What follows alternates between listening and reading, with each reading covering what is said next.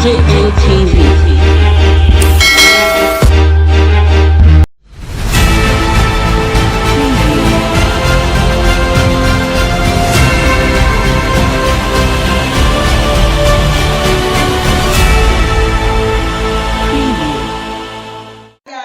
Welcome to DJNTV Daily News Update, your one-stop channel for everything news and gist happening all over the world. Good morning, good afternoon, good evening, depending on the time this video got to you. And if this is your first time of seeing any of our videos, please don't forget to go a step further, like, share, subscribe, and turn on the notification bell so you'll be one of the first persons to know whenever we drop a new video. Now let's take you straight up to the main news. When you treat every wife the same way you treat all of them, they will be happy. In other words, treat me as you would want to treat every other person. It is this imbalance in treatment, this unjust treatment of people, that is leading to this whole, I would say, response by violence. But I can say one thing. The Southeast Caucus, both in the House and in the Senate, we issued a statement a couple of days ago. And what we said was that we totally condemn the violence that is enveloping us in the Southeast. None of us supports the raging violence there, the killing of policemen, the destruction and the burning of government offices, INEC, courts, and so forth. None of us supports it. We know that you can only get what you want by negotiation, and that you're not going to get it through a violent means. But another thing that we also know is that the response that we're getting from the federal government does not seem to us to be a response that is calculated to douse tension and bring peace.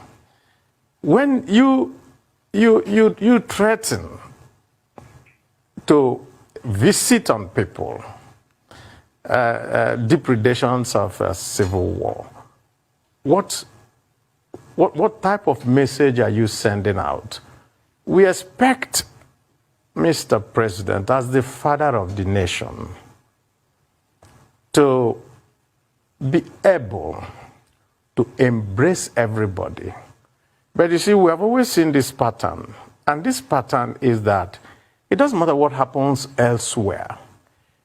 Anytime anything happens in the Southeast, it is when the president comes out and with this, and says, we will crush you, we will do this, or we will do that. And we think that that is not, not a way to go. If you go to the airport, and if you're coming from the airport in Abuja, you will see this big banner with a very beautiful photograph of Mr. President, and that banner says, Baba for all. So, if Baba, rather than being for all, is for some people, and then for the Southeast, you tell them that I will deal with you. I don't think that people in the Southeast are going to be very, very happy about that. And that is what we see. As for the root cause of what is leading to all this, we have consistently said it over the years, and that has always been that the root of everything is justice. If you do not give people justice, the impression will always be created in the minds of those from the Southeast that they are being seen as people from a different place. Let's just put it that way. Because I remember that when we started shouting about the incursion of the herdsmen, the killer herdsmen coming into Nigeria, and go coming down south to Benue Plateau, and there's so much killings and all that, and we continue shouting, "This, what's going on?" And we were always being given very different reasons for which we should accommodate foreigners, and we couldn't understand it. And I remember that on the floor of the Senate, we all condemned it, and condemned it not just by those from the South, but everyone. And so at this moment, where things have gotten to this point, to now see that there's only one part of the country, the Southeast, that is going to be visited with the might of the federal government, makes all of us, well, say that we could find a better way and a better path. And the only way we can do it is engagement with the people. We must engage. When the Southern governors met, they said, try to engage. Everybody has been saying, try to engage. When we're still waiting for that engagement.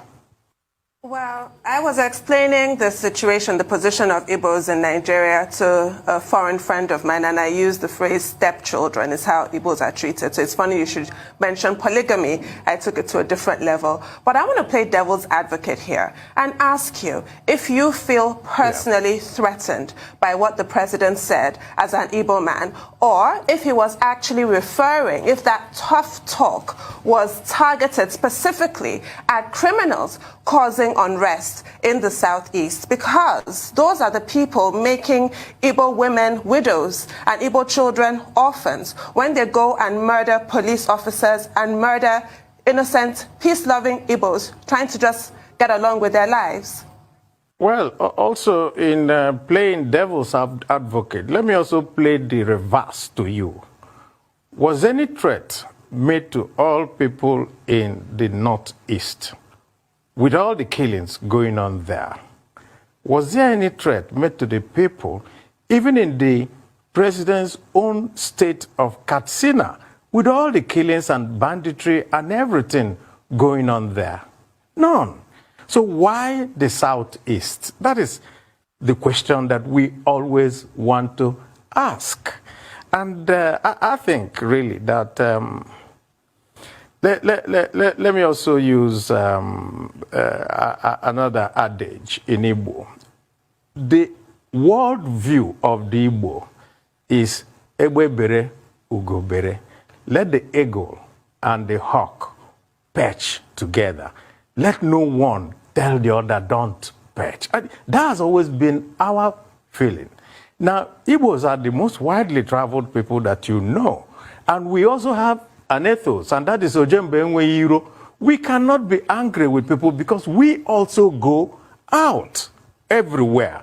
So when this type of, I would say, personalization of the angst, what it tells us is something.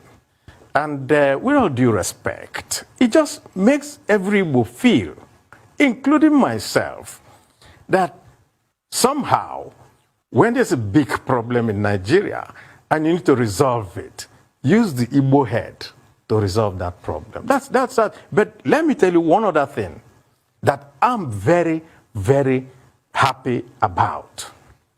And that is, when the Minister of Justice made the unfortunate statement about spare part traders, you saw Nigerians all come out and say, I'm a spare part trader.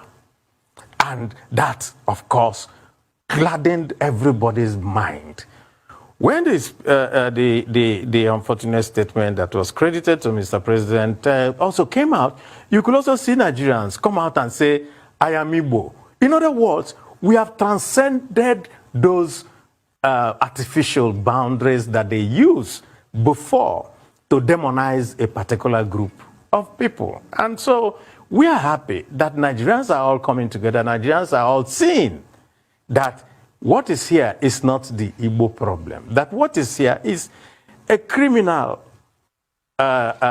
syndicate going around all parts of the country, and the government needs to unravel it.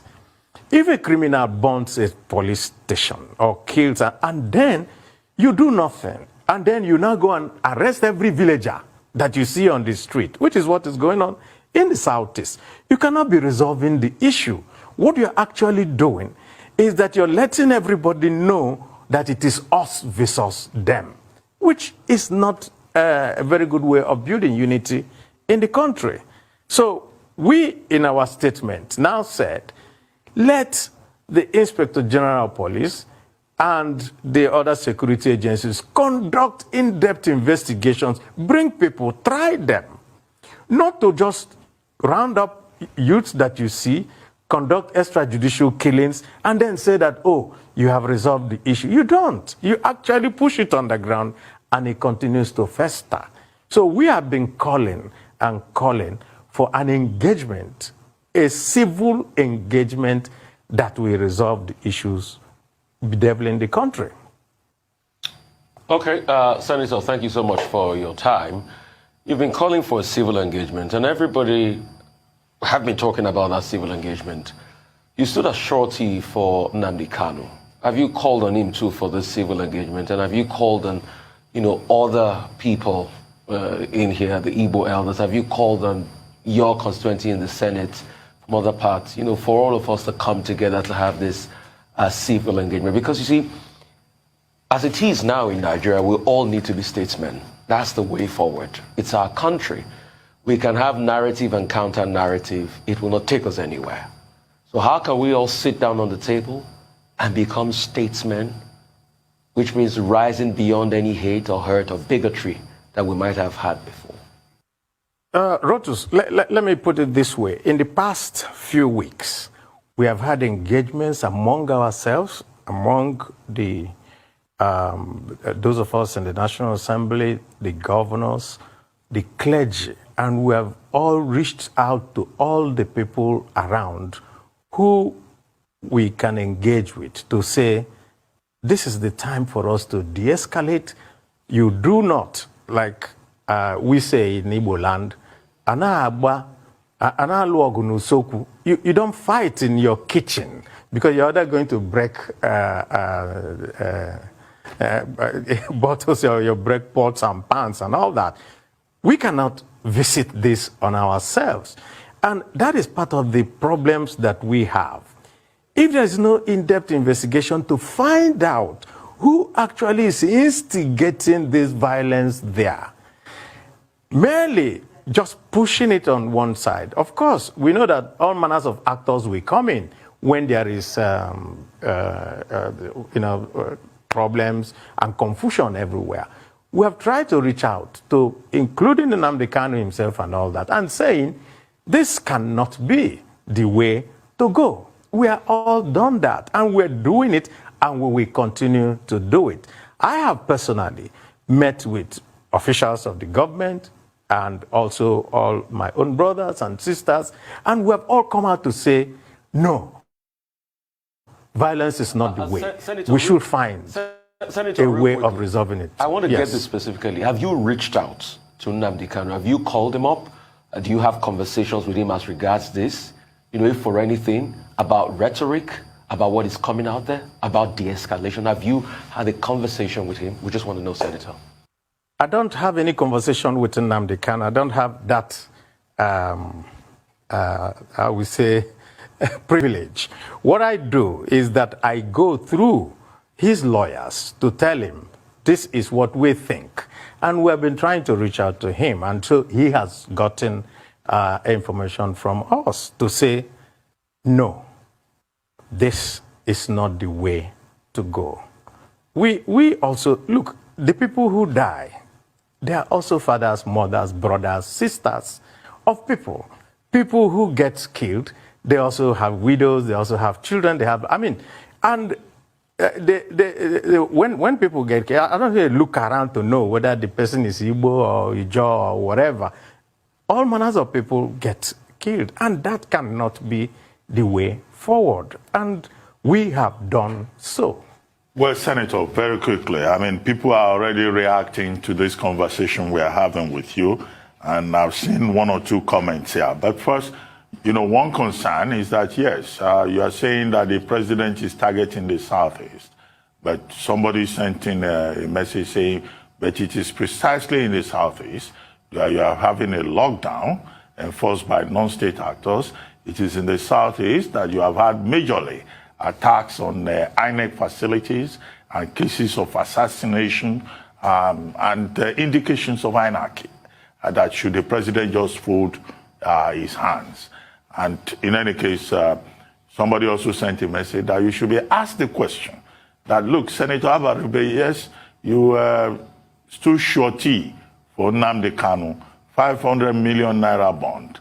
And that person who sent that message was asking, have you paid that bond?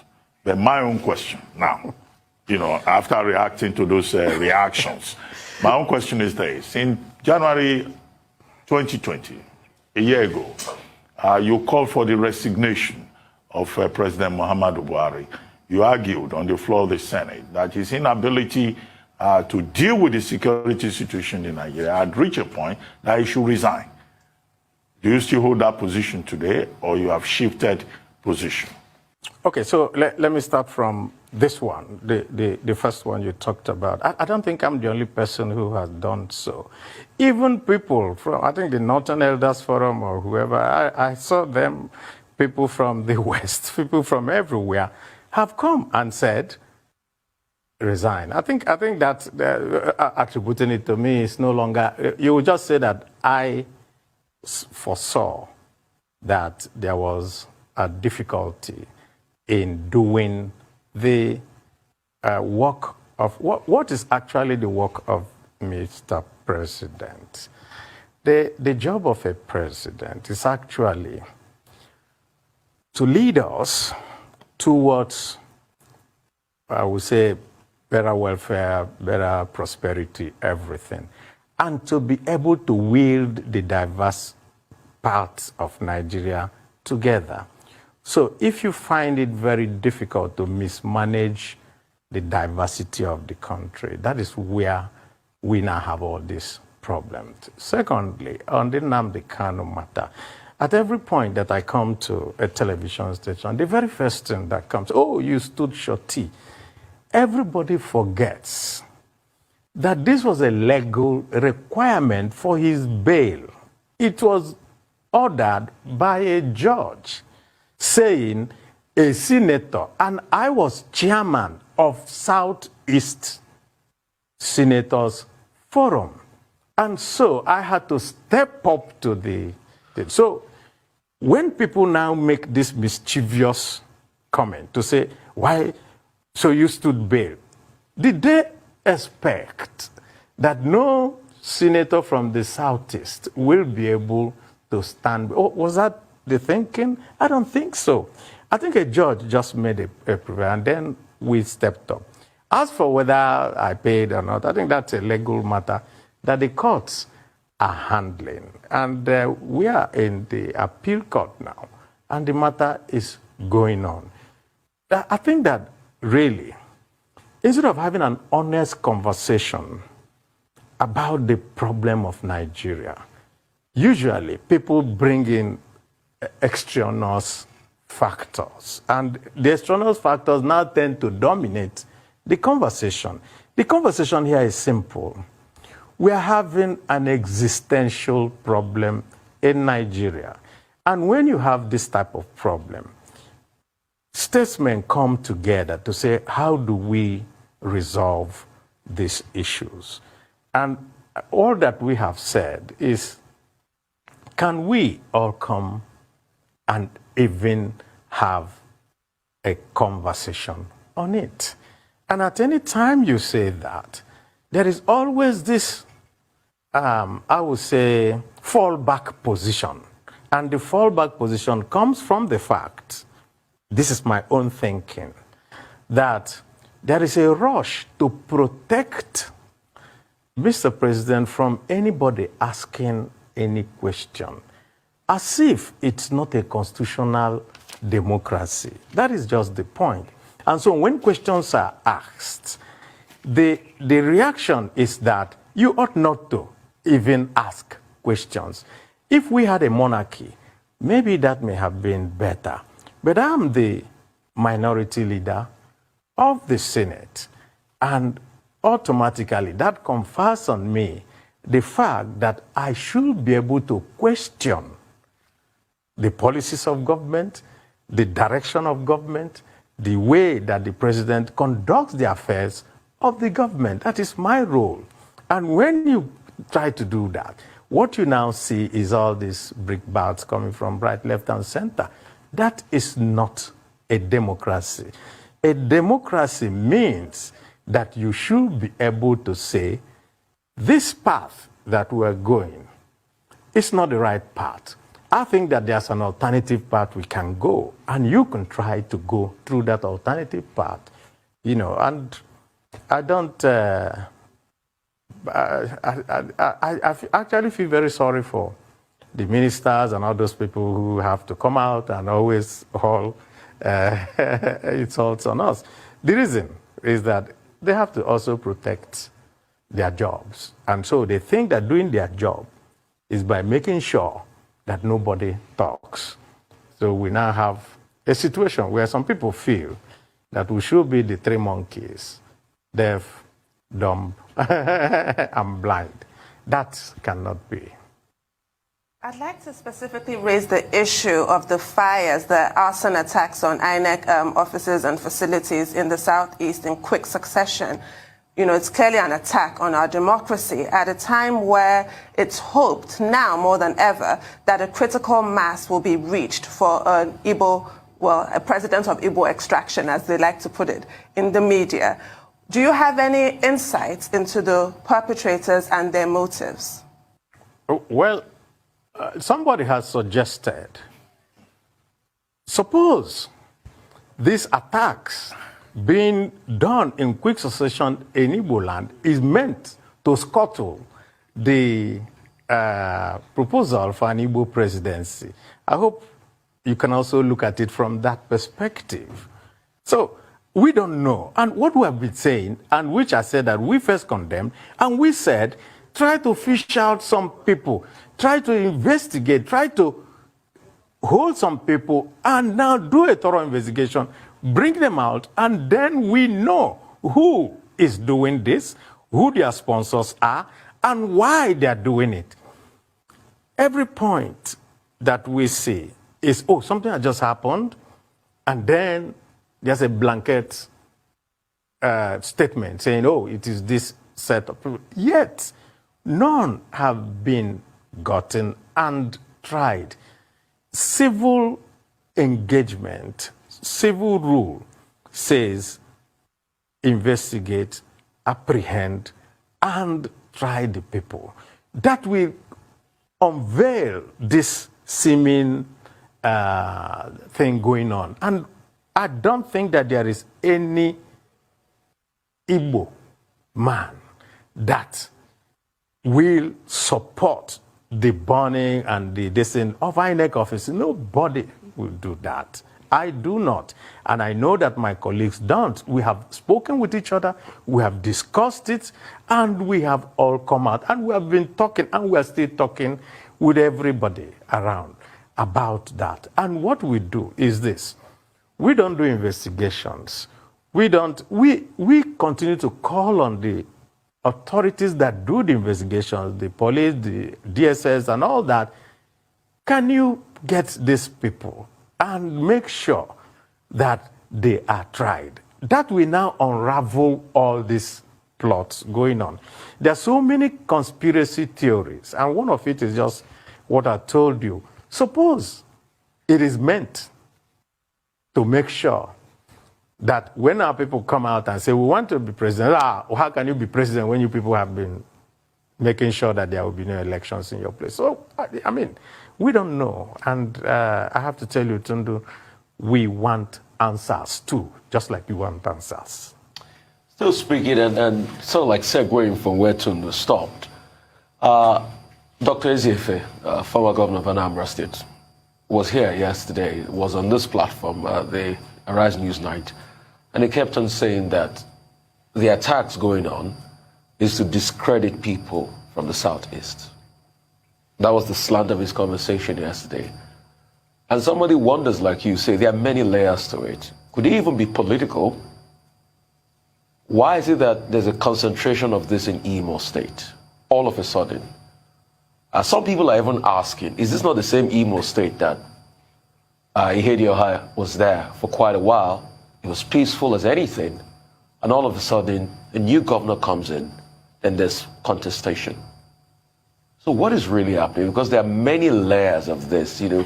If you keep peeling all the bulbs of this political onion going on in the Southeast, we seem not to be able to get to the end of it. Well, I think your guess is as good as mine. Whatever I say here will be mere speculation. But I do not believe, and I repeat, I do not believe that our security agencies are incapable of getting to the root of this. I do not believe that. I think they can. I think it is possible. And we can deploy all manners of assets to use to be able to get to the root of this. And the sooner it's done, the better for each and every one of us. I mean, why Igbo, like I asked earlier on? Why is it that there's a big blowback in Imo State? Why? Could it be because of the political fight? I have no idea why. Yeah. Well, well, that would be speculation. Like I said, that would be speculation. Senator Abaribe, well, I see that a lot And of I don't people want are. to speculate. I see that a lot of people are interested in this conversation. Someone just sent me another message now and said, "Well, you were very critical of President Buhari's statement yesterday, but that you need to be reminded that the president also much earlier, before now, declared a shoot-on-sight order, against herdsmen in the northwest and bandits in the northwestern part of the country." I don't know what you say to that, but from the comment you just made, are you suggesting that the violence in the Southeast is state-sponsored? Because you kept talking about conspiracy theories. So are you saying that it is state-sponsored? I'm saying that we should leave our options open until we are able to get to the root of it. And nothing should be taken out of the table. Because we have also, during the Abacha era, also seen state-sponsored things happening. If you remember, Ruben, because you were in Lagos then, as part of what was going on then. But going beyond that, the reason why the Southeast got especially worried with Mr. President is that we had suffered the devastation of war. And so, when someone that we regard as our father now tries to remind us of what was done to us, naturally, we should be very, very, very worried about it. The shoot-aside order, assuming that Mr. President had just said, we will not tolerate this, what is going on in the Southeast, and that we are telling everybody, no, that no more, if we get you, with it, nobody will talk. But to now say, oh, these children, let me also say this. The children that you refer to, as much as they don't remember the Civil War, they also know what justice is. They know what equity is. They know what inequality means. And so, if you want to put out fire, you deprive it of oxygen, because oxygen that makes that fire burn. And so, what is the oxygen that is making all these fires burn? Once you do that, then you will not have any reason to have anybody want to feel that they should be disengaged from the Nigerian project. That's just what is going on. Yes, indeed. Now, if we have a distant paterfamilias, what about your siblings, your brothers in the Southeast? I made this point on the show a couple of days ago, that why did the Southeast governors fail to sort of fill that gap, left by the federal government. As far as I'm concerned, something like the Biafra Remembrance Day should be a federal holiday. It is not. But nothing stops the Southeast governors from making it a federal state holiday in that zone, similar to what the Southwest governors did with June 12th before the federal government finally caught up and arrived at the party years later. Why has that not happened? Because nature abhors a vacuum. What the governors failed to do, you have a person like Nnamdi Kanu, who then stepped up to the plate and did it, and then issued a death threat to whoever, flouts the stay-at-home order, which we all know is not ideal. What is the role of the Southeast governors in fostering this sense of harmony and sense of belonging and sense of dignity, quite frankly, in the Southeast region? Tundun, there's a saying in our place that says, that when you wake up, it's your morning. Senator, at the end of this program, yesterday. Sorry to interrupt you. At the end of this program, I'm going to do an index of all the Igbo proverbs today. Because this is about the sixth one. But it's okay. Please carry on. Yesterday, I read somewhere the chairman of the Governors Forum, Dave Umahi of Ebonyi, saying that they will now start to celebrate the May 30 the celebrations in honor of those who died during the war. So now that he has said it, I'm sure that it must have been a conversation among the governors, and they're probably going to do it. They may be coming late to the party, but they're arriving there. Right. So real quickly, I want to talk a little bit about Igbo presidency. Is that still on the card? Because at the start of the year, before this violence, the conversation was on Igbo presidency, permutations here and there. All of a sudden, it's about violence now in the Southeast region. Is Igbo presidency still on the card? What are the conversations going on that we don't know about Igbo presidency? What are the possible candidates? Who are we looking at? How is this talk across the Niger going on? Are these candidates meeting people from the East? Could it be a Mogalu? Mogalu came out and said, I'm putting my heart in the ring yesterday. He's an Igbo man too. Could it tilt towards Mogalu? Because if you talk Igbo presidency now, the only person I'll say I've seen is Professor Mogalu, because he's declared. Well, let's just put it this way. We belong to political parties. I belong to a political party, the People's Democratic Party. And there are ongoing conversations within the party.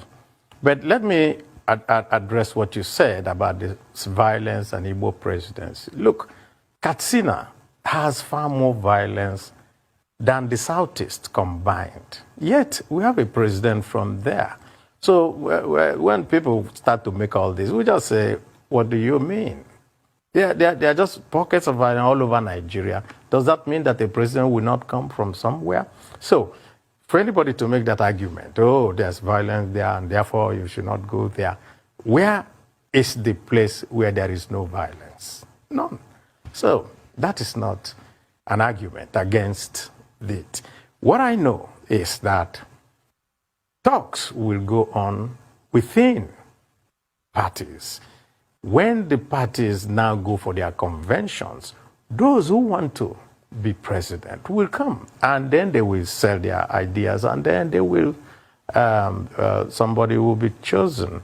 I think that what we as Igbos ought to do, and which some of us are doing, is to engage all the actors within our parties and be saying, we think that this is the best way to go, to be able to assuage everybody's feelings and all that. And I think that Ezife, in his intervention, not just here, also in TVC News and all that, because it was the TVC one that I saw, and he continued to say, resolve this issue to help us feel, Senate Minority Leader, Senator Enyinaya Abaribe, made in Aba, as he titled his biography, his book of reflections. Anyway, it's good to still have you on the program. Very quickly, you were talking about Igbo presidency. I don't know whether you want to conclude on that before we take another question. No, I had concluded. I said, okay. Then we quickly will deal with that within the context of our parties. Okay, then quickly, let me ask you about this constitutional amendment process. Many Nigerians are skeptical. Many groups have said it's an exercise in futility and that what the National Assembly is organizing is just a jamboree, particularly as we have a duplication of efforts. The Senate organizing its own independent public hearings, the House of Representatives also organizing its own separately, driving up costs and wasting resources on logistics that could have been harmonized.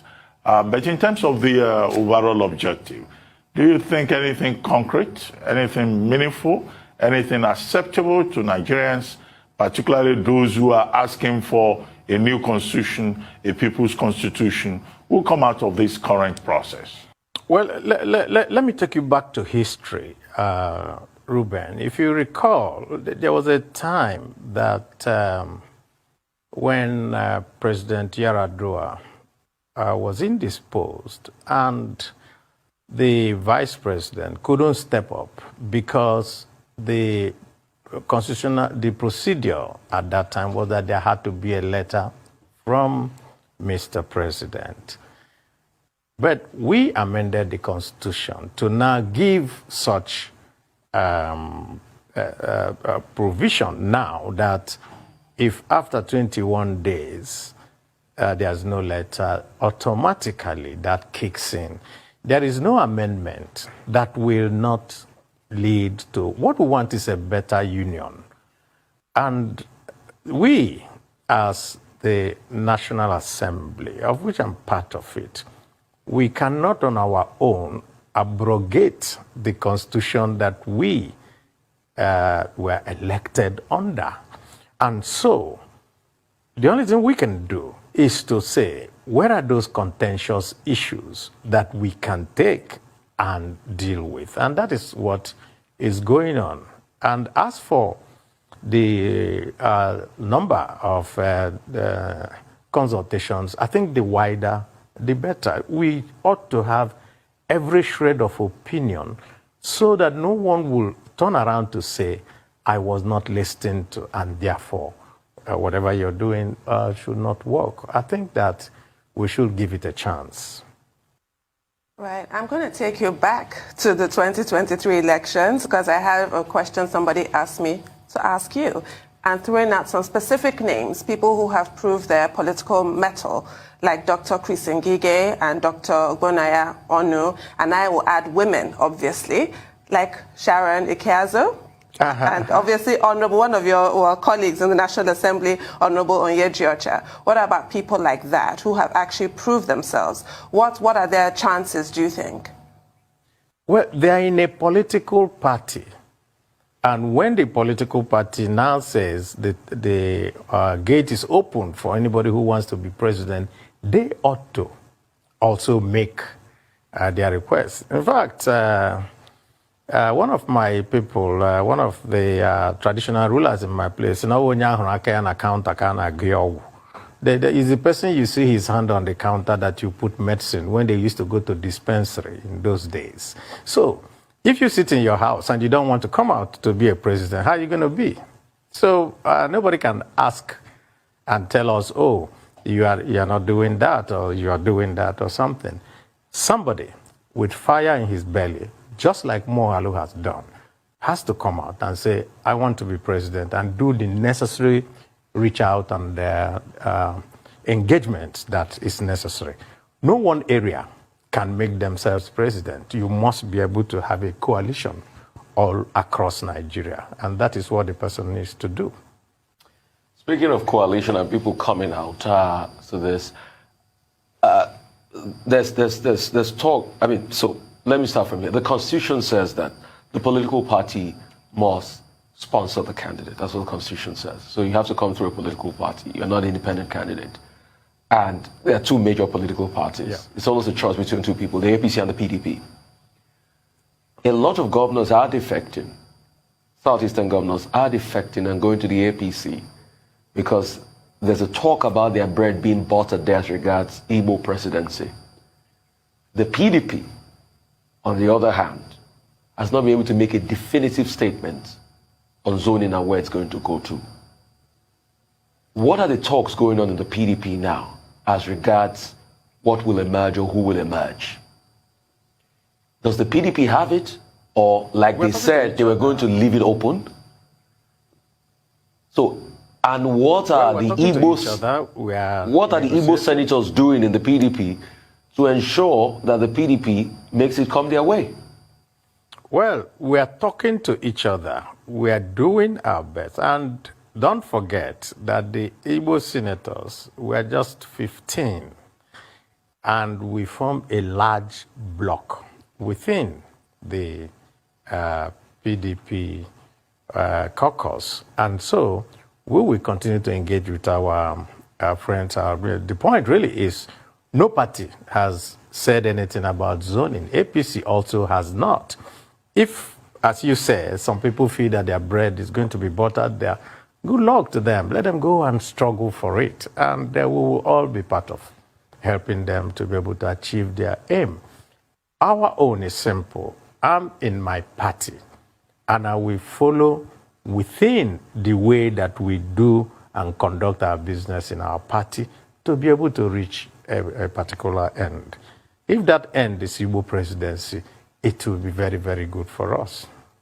Because a lot of people are saying time is running out. I mean, Yaya Bello has gone to meet Chief Ezefe to talk to him about his presidential ambition, and that it might not be correct, but the media started to report that Chief Ezefe has even endorsed Yaya Bello. So a lot of people are asking, when will the Igbos come out? Because time is running out. We're in 2021. Next year, it's going to be almost showtime. I don't think time is running out. I think that there's still a lot of time to be able to get people on your side if you're a very serious politician. And everybody is free to go around. And there are some that are overt, and there are some that are covert. And you really have no idea what is going on. There is a gale of defections. What you're seeing actually is people readjusting themselves. As for Abia State, I have been in contact with the governor of Abia, and he has given me repeated assurances that all these are mere speculation that is going nowhere. And I can tell you, on my own, I will go nowhere. Nothing will take me out of PDP. But this is what we see going on. What we see going on is that governors are being wooed by the APC, and they're being told that, oh, don't worry, whatever you want, we will be able to give you. And they go in, and then they now find that the ground is not as level as they thought. And we're having a situation where governors go and then have to try to compel others to follow them. I mean, we're just seeing it happening recently. And people have said, we're not going with you. So I think that there's too much pressure. There's a lot of intimidation going on. They are being told that, oh, don't worry, we will win election again, we will write results, whatever you want, you will do it. Of course, it's not going to happen. INEC just has continued, and then the Electoral Act is coming that we're going to modify all those things, all the lacuna that has always been in our electoral management system. And I think that going forward, votes will continue to count much more than before. And so anyone who is a politician who wants to be able, must be with his people, and you go where your people want you to go. I don't see anybody in Abia State wanting to go. Typical Nigerian answer, I will go where God says I should go. Or where your people ask you to go. Or do you want me to say, I will go where my people say I should go? But actually, in politics, you actually have to do what your people want. And that is the only thing that connects you to your people, and you don't depend on anybody else. And so when the time comes, my political journey will be made very public. I will not hide behind a finger. I will not say, let me stay this way. I will say, this is where I want to go. If it's the presidency, I will also say so. Well, I was going to ask you if you're going to vie for a 5th term as a senator, but I guess we'll have to wait and see. Yes. Is that an Igbo adage I for think wait and see? senators make very good presidents. Okay. Senators make very good presidents. We have Obama, we have Biden, and all that. So well. you can see that. Welcome back. Thank you so much for staying with us till the end of this video.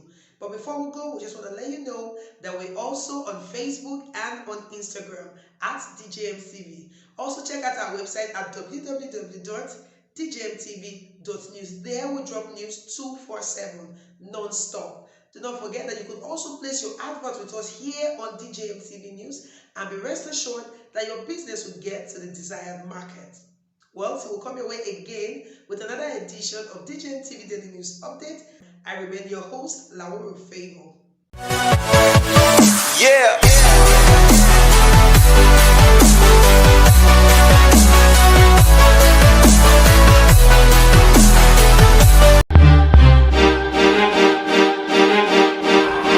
DJMTV.